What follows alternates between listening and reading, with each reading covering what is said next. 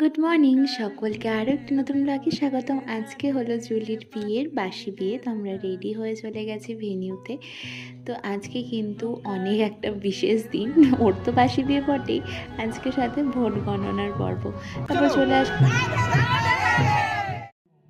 তারপর চলে আসার পর এখানে যথারীতি কনে আর বরকে স্নান করানো হলো। তারপর এখানে বাসি বিয়ের যে সমস্ত যজ্ঞের সমস্ত কিছু কিন্তু রেডি এখানে অলমোস্ট হয়ে গেছে। আর এই হলো বিয়ের কুঞ্জু, যেটা কিন্তু খুব সুন্দর করে ডেকোরেটেড ছিল।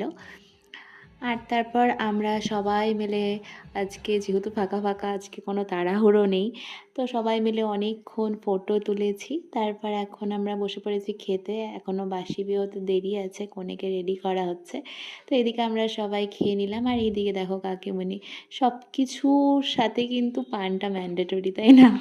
জাস্ট ঢং মারার জন্য বোনের এই সানগ্লাসটা নিয়েছি, যেটা আমার এই শাড়ির সাথে একদম কিন্তু পারফেক্টলি ম্যাচ হয়ে গেছে।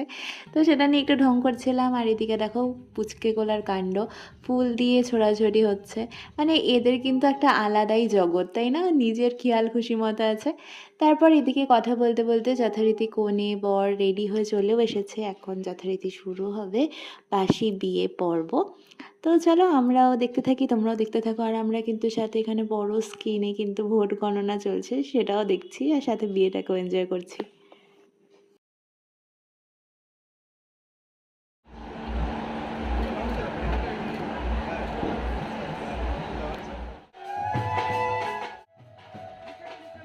জুলির বিয়েটা স্মরণীয় হয়ে থাকবে, কারণ জুলি তো কনে থেকে বউ হলো, পরিবর্তন তো হলোই, কিন্তু আমাদের রাজ্যেরও কিন্তু পরিবর্তন হলো সরকারের। মানে ওর সাজু বিয়ে হয়েছিল এক সরকারের আমলে, আর আজকে চলছে ভোট গণনা, এবার রিসেপশন হবে অন্য সরকারের আমলে।